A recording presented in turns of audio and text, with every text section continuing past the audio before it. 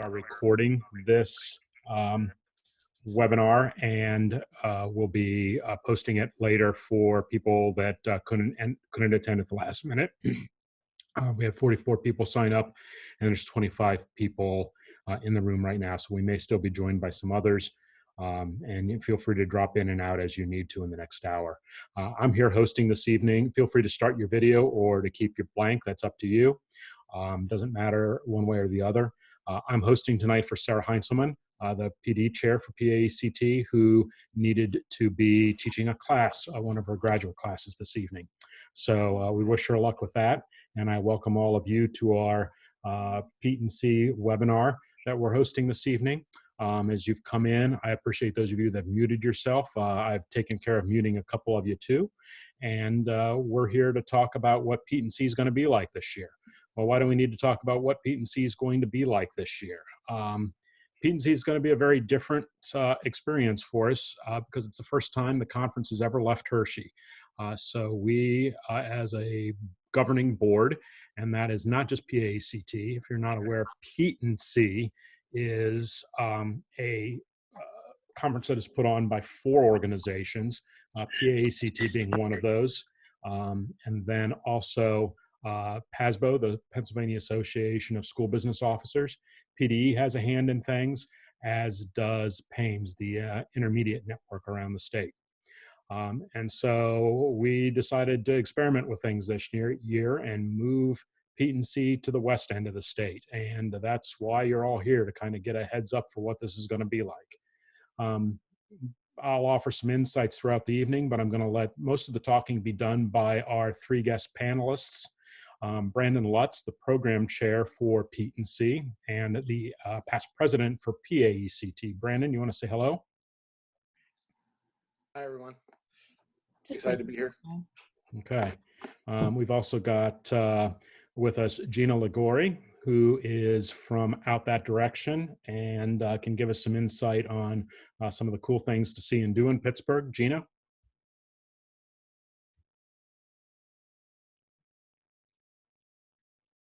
She's waiting and saying hello, but she forgot to unmute herself, so there she is. Okay, I think oh, now there she is. Okay. All right. And then Kristen Zakari is also with us, and also for those reasons. So Kristen. Hi, everybody. We're so excited that PETE&C is coming to the western side of the state this year. So can't wait to share about all the things Pittsburgh. Okay. So Sarah asked me to do a quick overview of what to expect at PETE this year. You can expect the same conference and the same quality content you've come to expect from PETE&C in these last 15 or so years that it's been run, with us experimenting with a couple of new things this year. So you can expect innovative spaces, innovative programming, innovative content, top-notch quality presenters who are be presenting alone or with friends to deliver ideas and thinking to you guys, to share their thoughts on what's going on in education and with technology in education. And the things that are going to be different are you're going to feel like it's a lot more roomy where we are this year. We're not all in the same hotel, so that's going to be one of the things for us to think about. So but nobody's more than a 10-minute walk from the convention center. So that's the good news. And so far, the weather looks great for next week. So with that kind of basic background said, let me turn it over to, for some more program notes or for some more conference notes. Brandon, what's on your radar that you want to share about what's going on with PETE this year? All right, so PETE&C is definitely, like Scott said, we're going to have a lot more space. It's a convention center, so we have a lot more room outside the session rooms. We'll have about the same number of sessions as we did last year. Something that's a little different, both Apple and Google are going to have atrium. In the atrium, we're going to have spaces, larger spaces that are outside the session rooms, so you can check out all the stuff from Apple and Google. They also both, I mean, Apple usually has their own room with sessions, but Google will also have that room as well. And also Discovery Ed has a room that will have sessions and content, at least for Monday and Tuesday. I know Google's not going to be doing their sessions on Wednesday. Apple will, and I'm not sure about Discovery. I think Discovery does have sessions on Sunday. We're also going to have the innovation station, which we've had in the past. There's 16 tables for that as well, and also in the innovation station, we're going to have the student invention convention. So that will be there in that space. But we also have a stage that's going to be in the innovation area as well, where we're going to have Spark Talks, Ignites, and things like that. So definitely have, and it's way open. It's outside the session room, so it's not like you're in a room. We also have a playground this year that will have lots of stuff going on. It has things that are going to be run by PETE&C, PETE&C, and PDE. So you definitely want to check that out. The vendor floor is much larger than we're used to than a PETE&C, or in Hershey, I should say. So there, we're going to be serving lunch on Monday and Tuesday. So, and that's part of the conference registration. So make sure you get there to get lunch, and they'll have a bunch of different areas set up. So it should be really quick and easy to get food and visit the vendors. And also like PACT, PAMES, and those booths will be on the vendor floor this year, which is different than, being the vendor floor before. They were outside the sessions and stuff like that. We're also going to have an area for posters, which will happen. There's 12 tables for posters that will be right outside of the ballroom where the keynotes are. And that's, poster sessions that are going to be in the morning on Monday, afternoon Monday, and then morning Tuesday, afternoon Tuesday, and then Wednesday morning. And they're the same timing that we have used in the past as well. Lots of great sessions. We do have a little bit more room. Most of the rooms are about the same size. So we do have a couple smaller ones, but for the most part, it's the same. So we did play around with adding tables in some rooms, or just putting seats on half and tables in half. So we changed it up a little bit with the spacing that way. I think that's it. It's all in one space, so we don't have to travel to the hotel, which would be nice. There's definitely going to be a lot to see. I'm really excited, and I think that's all the new stuff that I can think of. Brandon, you might be able to answer the one question, but I will just kind of address to everybody if you're not keeping up with the chat. The PETE&C app is live. You will have to load the 2020 program, and it's pretty critical that you are using that this year. If you're waiting for the announcement to come out about Remind, which we used to update the program last year, and cancellations, we are not using that this year because of some fees attached to that. And so everything's going to be communicated through the app. And if you get to a session and the room is empty, you might want to check the app. And if the word canceled appears, did we agree it's going to appear at the start of the session description? Yep. Yep. Then that is going to be your indication that that session is not happening. There will not be any live updates on the monitors throughout the convention center. They're not quite as advanced as Hershey in that respect. So it may still say the session's going on, but it may not be going on in reality. And there's a tip from somebody that they had to delete and reinstall the app to get everything to go through. So looks like mine loaded when I checked it really quick, but that's where we are. A couple people asking about room setup. Brandon, do you want to touch on anything there? It's going to be this. It's going to feel like the same as PETE&C. We'll have a projector and a screen in every room, and then you should have the same connections that you would have at PETE&C. Make sure you remember to bring a dongle.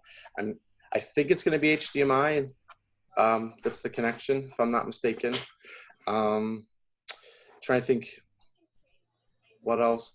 I think the room description is in the program, but I'm not. Well, so that's another important thing to know. There's no print. We're not going to have a print program this year, so you have to use the app, which is going to be good because if something gets canceled, you'll see canceled in front of the title, and you'll know that to move on to the next. So make sure you're using the app. I think that answered all the questions. I know that our coordinator for the AV, for at least the projectors, is with us, I see. So I'm going to put her on the spot really quick. Jill, are we looking at HDMI connections for the projectors or something different? I just lost Jill, so I don't know if she's with us. Oh, there she is. Hey everyone. HDMI to my knowledge for every room. So, Okay. and we'll have other adapters on hand in case there's anything, but yeah, HDMI. And you should be set up with speakers in the room too, but it never hurts to have a backup pair if you're concerned. So, Yeah. okay, thanks, Jill. Appreciate you jumping in there. And we will be streaming again too. So I think that's important to know. And we do have a bunch of people who have signed up for the streaming of PETE&C, especially with being further away from where it usually is. I think we've had more people sign up for the streaming, so be aware of that. Yep, we are going to have our biggest streaming year ever this year, it looks like. So any other conference questions before we kind of broaden it out to talk more about the Pittsburgh area and what you can expect coming into town? So.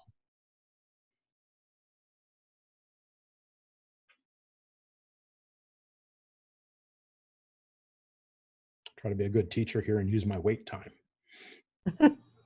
Are tickets still available for the event at the Heinz History Center? As of Wednesday last week, there were a handful of tickets left. Your best bet is not to wait to get on site. It's to use the, I think all of us got an email this week that should have had your login information to your attendee account, and to go in and try to add a ticket that way well before you get on to get on site for that, because otherwise you might miss your chance out to go. We do have a hard cap on that, and it is not guaranteed with everybody's attendance. So there's that. The event location, the Heinz History Center for Tuesday night, is within walking distance. Probably about a 10-minute walk. The planning committee has done that. It's been a few months since we have, but it's not a bad walk, and we will have people, volunteers, and part of the planning committee, planning board will be stationed along the route to make sure you're heading the right direction to get there. The Sunday night event is held in the Westin, which is connected to the convention center. Many of you may have rooms in the Westin, but you can just come in through the lobby if you're in the Omni, or I forget the other hotel. Any of the other hotels, and you can just make your way up to their conference level floor in the Westin for the Sunday night event. So there's no transportation between hotels or anything like that this year either.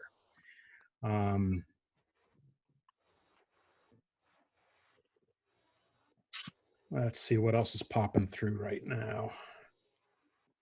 So let's open it up to a little bit more broad things right now. Somebody's asking what they would recommend for the first-time visitors. So Gina, Kristen, Brandon, you can even jump in on this one, but don't feel like you all have to say something.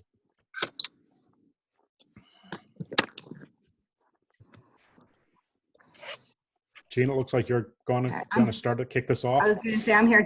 I didn't bump Kristen, did I? No, it doesn't look like it. Jumping in. Okay. Yeah, so that location actually with the convention center right there, it's very central and localized to a ton of different things in the area. So I saw somebody had commented about walking morning and night. It's a very populated area. It sits right on the backside of downtown. We're probably maybe like a mile away from the main bus station. So there's a lot of, there is a lot of activity going on at all times. The High Center actually sits right in the Strip District, and I know you had mentioned that's walking distance, and it is. And then that kind of like, that's the beginning of the Strip, and then it leads you to a whole other area as well. So I don't know what Kristen had in mind. I just kind of made a list of some different things that there are to do in that area. Scott, I don't know if you have certain questions you want answered first, or no, let's hit that. I'm trying to check the chat out and see where we are with that, but why don't you talk about some of the things to hit in the area? Okay, yeah, and Kristen, if you want to jump in, I don't want to steal the show here and cut you off if there's something you want to add.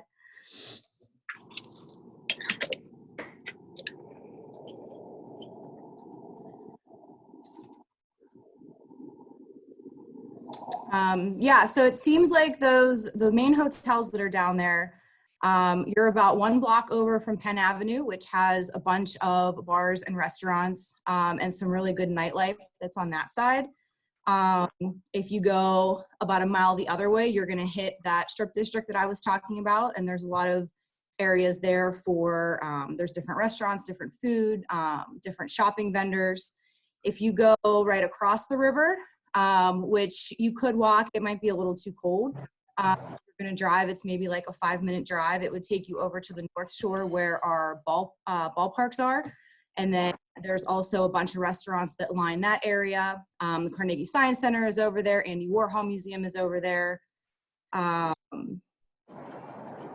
to think what else over in that area. If you're looking for like somewhere to eat, there's a place everywhere you turn. So that's not really going to be a concern as far as finding a restaurant or finding something to grab a bite to eat. Okay, and on that note, I want to emphasize something Brandon mentioned earlier. You don't have to worry about venturing out for lunch because lunch is part of your conference registration. You've already paid for it and will be served on the exhibit floor daily. Okay, it's not a charged fee like it is in Hershey. So we tried to make that easier for you this year too. Yeah, I mean, and we even have areas, like if you're a first timer to Pittsburgh and you want to do the whole sightseeing of Pittsburgh adventure, you could make your way over to Mount Washington and have the line overlook Station Square if you wanted like a touristy route of Pittsburgh. From the convention center, all of that is within 10 or 15 minutes. So that convention center is very local, very central to everything that there is to do there in the city. Scott, do you mind if I share my screen, which is like the map, like while she's talking? Sure, that'd be great, Kristen. I haven't. I thought. Kristen, what did I miss over there to do? Everybody see that? Did that pop up? It did. Oh, perfect. Okay. So I just was jumping in because as she was talking, it's a little bit easier, I feel like, for people to kind of visualize. So like the convention center here in blue. That's a good idea. Those people that may not have pulled it up. One of the things I wanted to point out, Gina, just to jump on, because she was talking about walking, but any of these tea stations that are in town, which are all these little like red, pink teas, it's an above ground, and actually when you go under the river, it's a below ground, kind of like a subway system. But anywhere in town is actually free. So you don't have to worry about dealing with paying. You could walk straight down Penn or Liberty here and jump on the T that's in Wood Street. And it would take you, it stops at Gateway Plaza and then it goes over to the North Shore. So if you wanted to go over and check out Heinz Field or PETE&C Park or any of the places that are over there, you could literally like walk down the street, jump on the T and end up over here without having to be outside for a long period of time. So that's an interesting thing that I wanted to make sure that I let everyone, also getting around too. So like the people that are staying at the Omni, you could also like take the T over to somewhere as well. So you don't necessarily, you can get on anywhere in town for free. All of these that are on it, which is kind of neat. Since we're kind of close to the lunch question, as far as we understand it on the planning board, or as far as I understand it from being on the planning board, if you're there for the day, you get lunch, even if it's only a one-day pass, or you're only there for one day.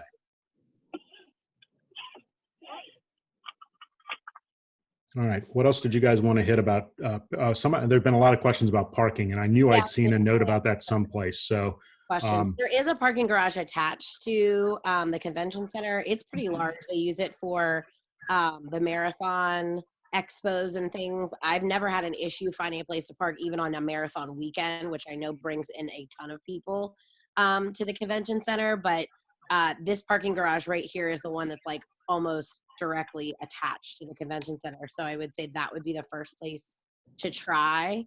There's also a parking lot right here, but I can't tell which one that one is exactly. But this would be the first parking lot that I would try, is the one. I think the second one that you were pointing to, is not the Penn Avenue garage.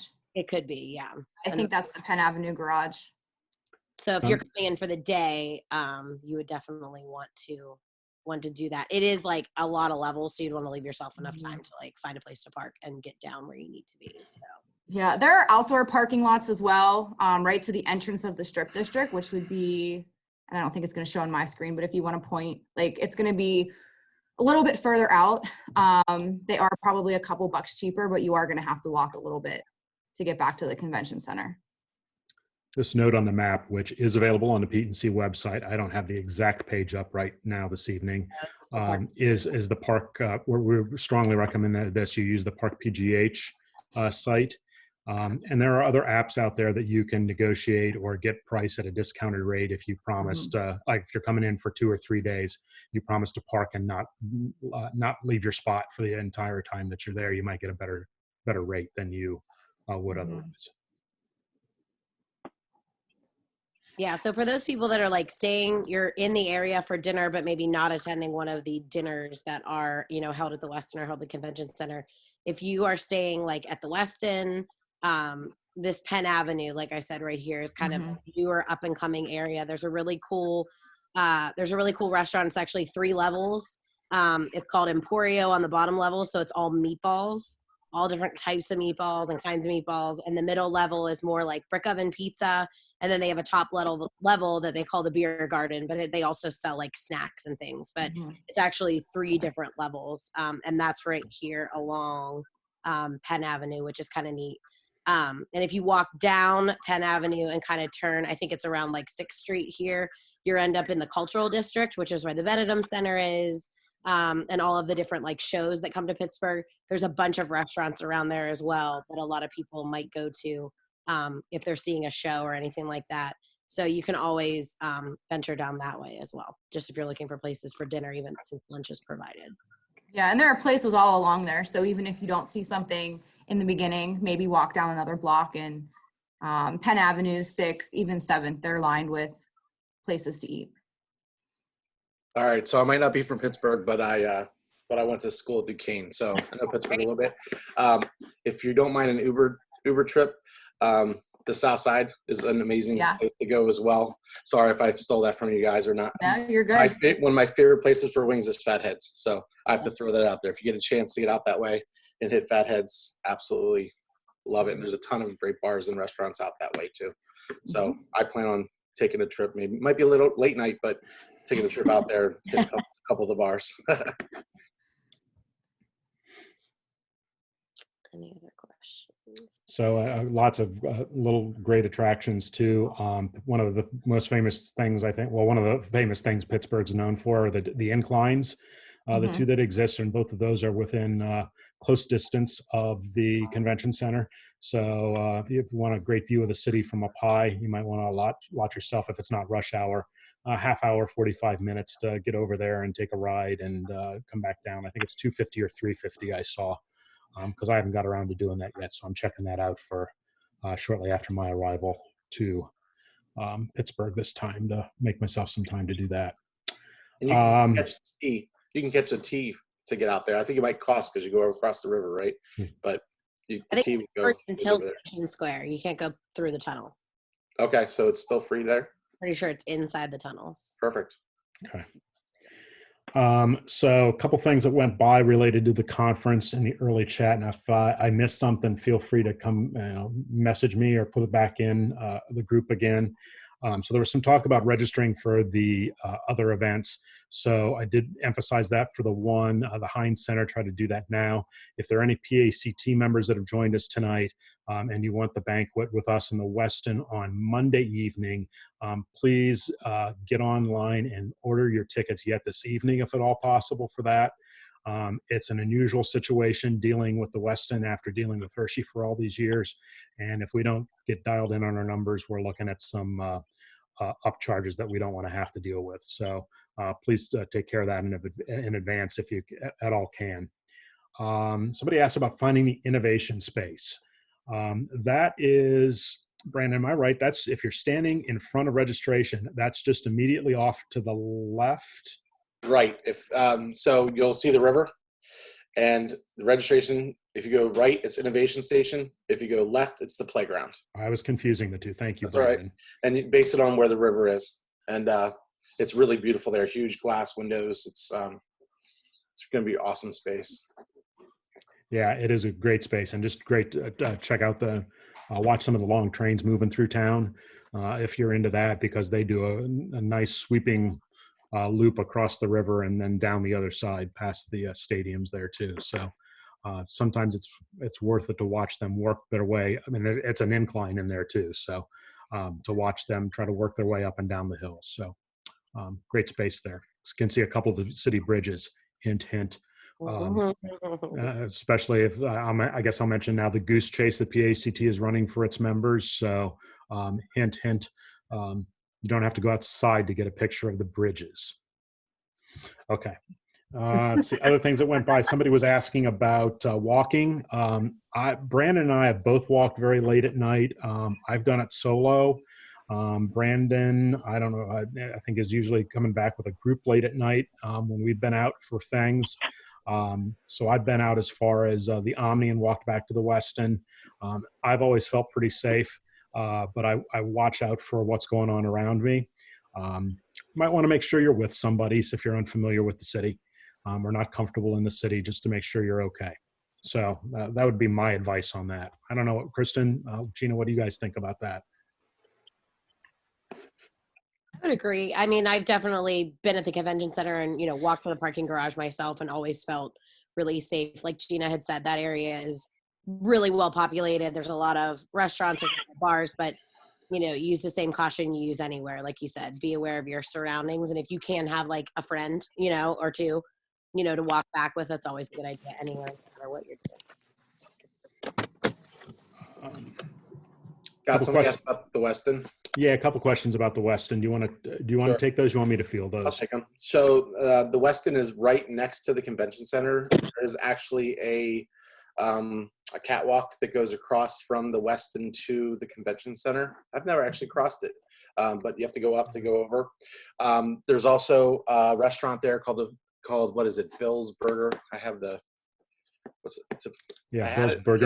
Bill's Bar and Burger, I think. Yeah, Bill's Bar and Burger, which is pretty good. I'm guessing that probably will be pretty busy because it is right in the center of everything. You can easily walk from the Westin down outside as well to the convention center.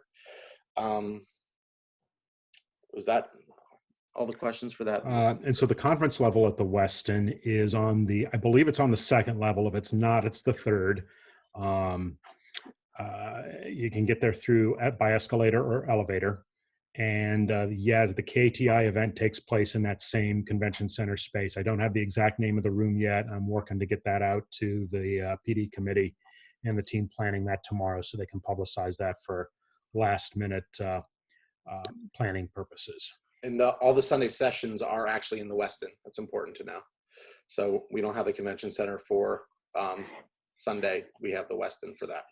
So, although the official word is you need to make sure you go and take care of your registration before you come to your Sunday sessions. All right, so they have to walk over to registration at the convention center? Yeah. Okay. So that's the official word.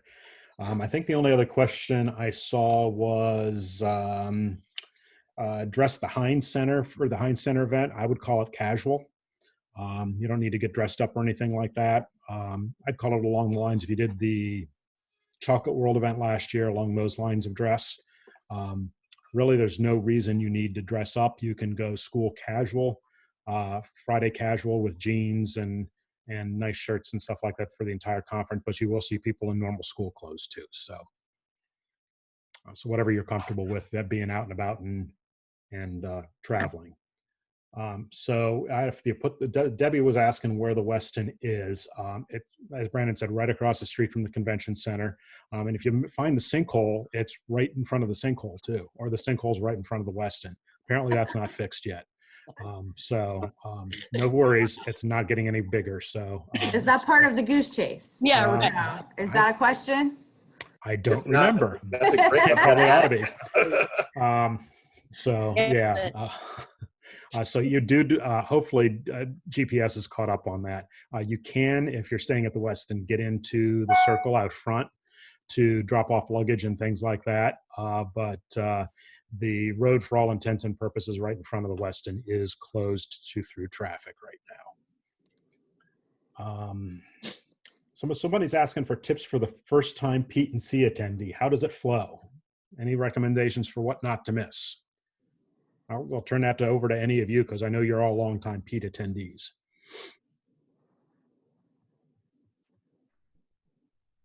That's a tough one. I think I definitely suggest getting to all the keynotes. I know sometimes some people will skip the keynotes, and they're pretty amazing. And I think this year's lineup is going to be really great.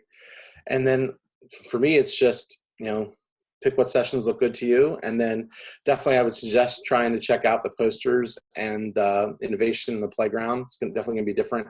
The vendor floor, it's hard because you want to go to sessions, but we have dedicated vendor floor time, but then it's sometimes really crowded. So there's just, just if you set a schedule, and then if for most importantly, we haven't said this, if you're in a session and it's just not for you, do not feel bad about leaving. Presenters understand. Everyone needs something different, and everyone's at different levels. So if you're sitting in a session, don't sit there in a session that you're miserable in. The rule of 2 feet, get up, go to a different session. Or if you're in a session that ends early, shouldn't end early, but if it does, or it's just not for you, that's a perfect time to run over to one of the open sessions where you can see 12 different ideas from the posters or see the innovation station and stuff like that. So it's just, there's a lot to do. It's all great. It's, some people really like the posters and some people really go sitting in sessions. So, just taste test a little bit of everything and see what you like.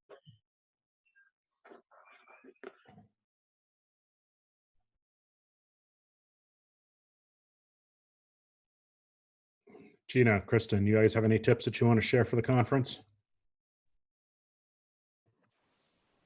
I would say if you attend with if someone else, it's easy to want to go to sessions together and talk about it, but try to split up. Look at the schedule in advance and say, well, I'll go to this session, you go to this one. We've created a Google folder prior to leaving and call it, PETE 2020, and have people take notes on whatever sessions they're in, drop the handouts. The ones that I can't attend, I will go and follow Twitter and find, if someone links ideas from sessions that you can't attend, because it's hard. Sometimes you want to be like 5 places at one time and you just can't. So using Twitter, split up if you can, make a plan ahead of time, all those things. And that's a good point too with the Twitter. I think sometimes it's easy to get overwhelmed because like Kristen has said, you don't want to miss anything. But I think it's important just to, remember that you're there to better yourselves as professionals, and you want to get the most out of it that you can. So, try not to get hung up on it. Am I going to miss something? Am I not going to make it here? I would use that app and devise a plan that's best for you, but then also remember that you do have that social media that can help you catch up on what you may have missed. Well, and don't forget, they're all recorded. So because we're doing yeah. a live stream, if there's a session that everyone raves about, you have access to those live stream for 6 months. I think usually longer than that. 6 months that you can watch those sessions later. So that's a cool thing. Mm-hmm. If there's 3 sessions you want to go to, watch the 2 later, go to the one that you really want to go to. And that's at no additional charge for any conference attendee, I believe. Nice. All right. So if I don't see any, I see a couple other tips coming into that. Is the map for the conference center already loaded in the app? I would have to finish loading the sessions for this year to see. So maybe one of you can help me out with that as we're taking a look. And thanks for throwing that out there. The PETE&C dinner is at the Westin. That's who we've been dealing with. Question that came through about the buses, if you're bringing those in from across the state to avoid the parking charges for the week, they will probably drop you off at the convention center, is what we've arranged. So that there is actually a road that goes underneath the convention center, and they will drop you off underneath there. You're going to want to speak with the bus driver. Or try to get a picture of him, or whatever you need to do to get it back on the right bus for when things wrap up on Wednesday. So you end up going the direction you need to go to get home, and don't end up going to the north or to the northeast when you intend to go to the southeast. So the bus driver might be different because they're going and going home and they're coming back. So I don't know if it's going to be the same. I thought they were coming and staying. Are they? You're going to want to ask that on the buses. Yep. So that's the best advice we can give you now. Good labeling and everything. I think there's only 3 or 4 buses, so I think you'll be all right. The maps are on the app. The maps are on the app? There you go. Thank you, Kristen. Somebody asked about what tech to bring. So some longtime conference attendees, what would you say to that?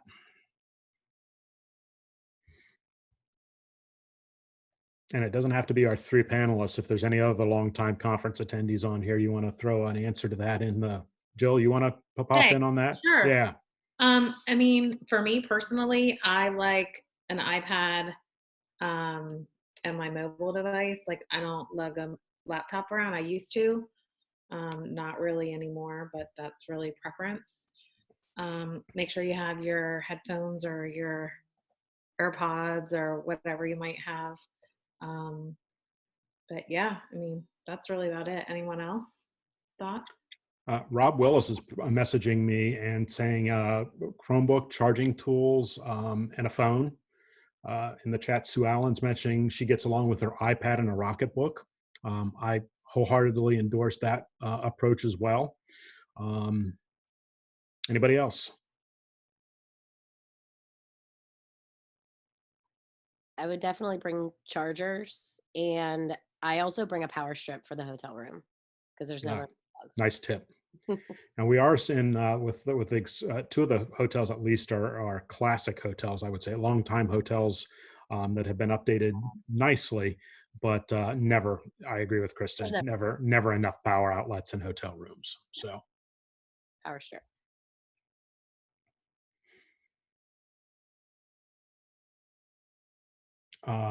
So otherwise, I would think, there is always the great unknown. We don't know what the internet's going to be like here at this new venue. We hope that it's going to be okay. I say, and I knock on my wooden table that I'm on. But if you want to have a hotspot in your pocket, I wouldn't be opposed to that either. So. Someone just talked about the students exhibiting on Monday. Just a shout out too, you'll see students walking around in student tech t-shirts on Monday and Tuesday. They're there to support any presenters trying to get connected, or if they're flustered, or they're there just to kind of help them make sure they're all connected to everything. So just say hi to them and thanks for the work. That would be appreciated. And they're from like local schools. One's, I think, walking distance. Forbes Road, CTC, and I can't recall the other name, but you'll see them. They'll have their shirts on. Yeah, extra battery packs, all those things that you would normally take on vacation, bring to the conference. So you don't, your phone doesn't go dead, your iPad doesn't go dead, all those things. Rob Wallace is also mentioning just making time to chat with other attendees. So I know you guys aren't seeing that in the chat. He's having trouble figuring out how to switch it. I think switching it back from just a message to me to a message to the entire group. So he's figuring that out right now, but that's a great tip too. And now he's back with us. So, and there is a good 5G connection, LTE connection at the convention center. I can attest to that from a couple of our strategic planning trips out there too. So.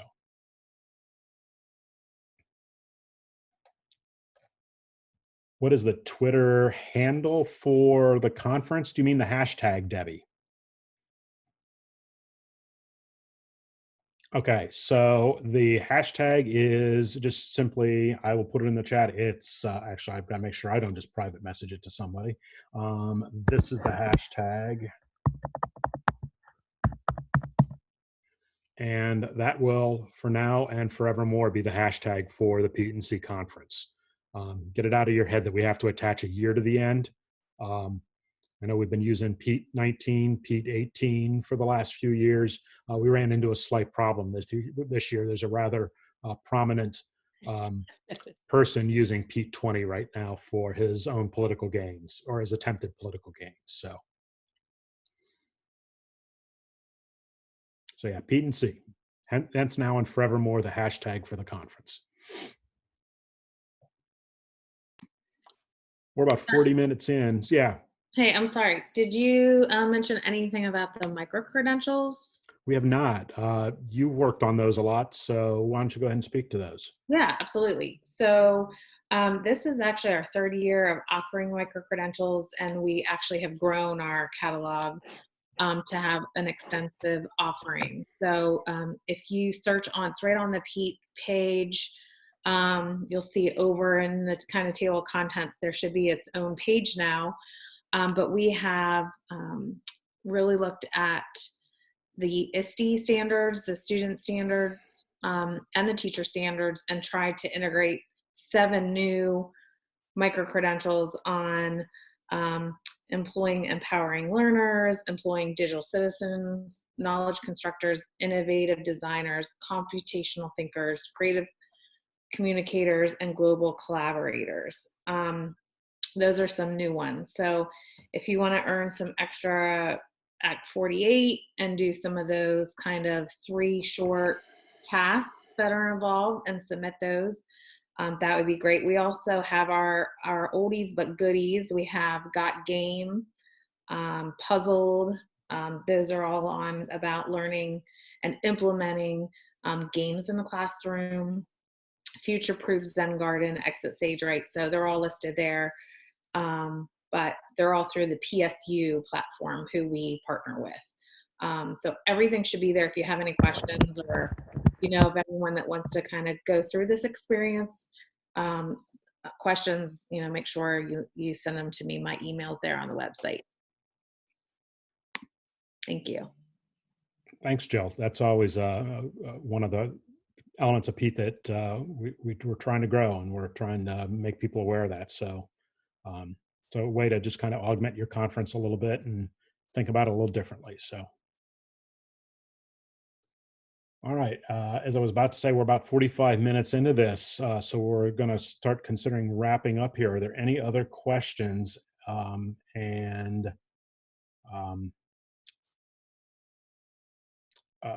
to wrap up here. So Emily, are you saying that you're trying to click the link for the micro-credentials and nothing's showing up on the website?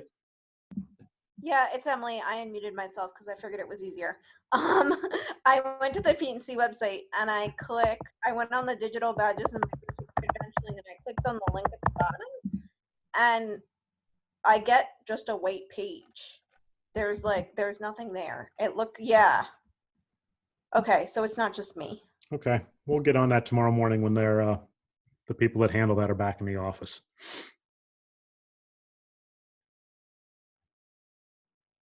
God, I just put my email and my Twitter handle in the chat. If anybody has any questions while they're traveling in, or once they get here, or if there's anything that I can help with on the Pittsburgh side of things, my email goes to my phone. So if anybody wants to shoot me an email or get a hold of me on Twitter, I can help out with whatever anyone needs during their travels.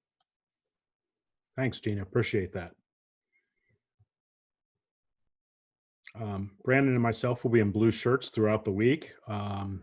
So they're not a dark blue, they're kind of a mid blue, light blue-ish color shirt with the PETE logo on it. Feel free to stop us at any time to ask a question. Actually, I shouldn't say the entire week. I won't be in mine on Sunday, but I will be Monday, Tuesday, and Wednesday. Any questions, we'll stop and help you out, because I think there's only a couple times Brandon's tied up. There's only a couple times that I'm tied up, and wouldn't be able to help you figure something out. But I don't think we've touched on our volunteers this evening at all. We've got a great cadre of volunteers on site, as you always do. We always have had in Hershey as well. So I know I'm forgetting their colored shirt. I'm reverting to what they used to be red, and they're not red anymore. They are the green. No? Green. I think green. That sounds right. Green. Linda Loco, who's been a volunteer for years, says green. So they're green, and ask the volunteers for everything. And actually the registration desk is manned the entire week too. That may seem crazy to you, but with people coming in just for one day, picking up their stuff, there's always somebody at the registration desk. And our volunteers are great. If they don't know the answer, they're going to help you find the answer and put you in touch with who you can do that. So that's always a great thing to take advantage of there too. So any other questions?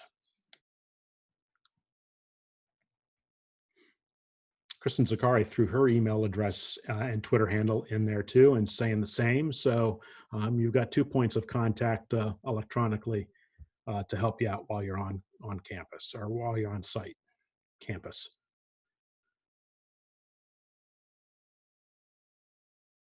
Lunch is free, even if you're just attending Monday and Tuesday, correct.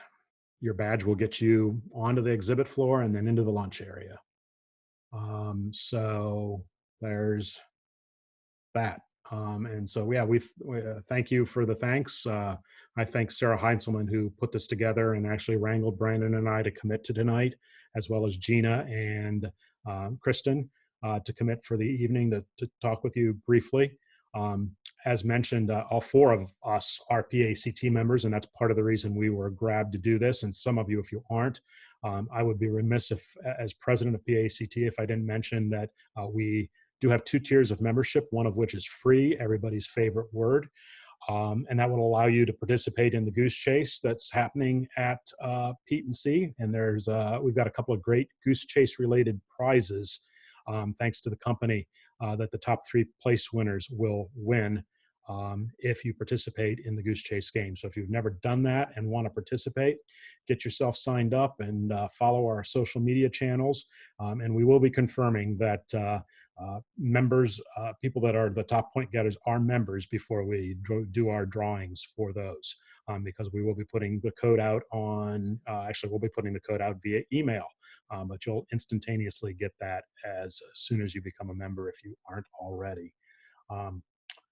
Goose Chase is an awesome activity and a lot of great practical applications for what you can do with it in the classroom. And if you haven't ever really thought about that, you really need to sit down and dig into the site and see that, because there are some great things, and you don't have to let your kids out of your classroom to use it. So super awesome for that. So I haven't seen any other questions come in. We are really excited to see everybody in Pittsburgh for this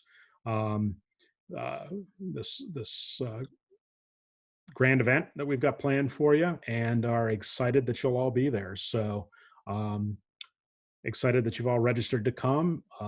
Still room for you to bring friends if they've got, if they can get their school to foot the bill at the last minute. More than welcome to get registered in the next week before we kick things off. And so I think since there's no other questions seem to be hanging out there, we'll call this closed for this evening, and I'll stop the recording. So thank you all for attending, and see you in Pittsburgh.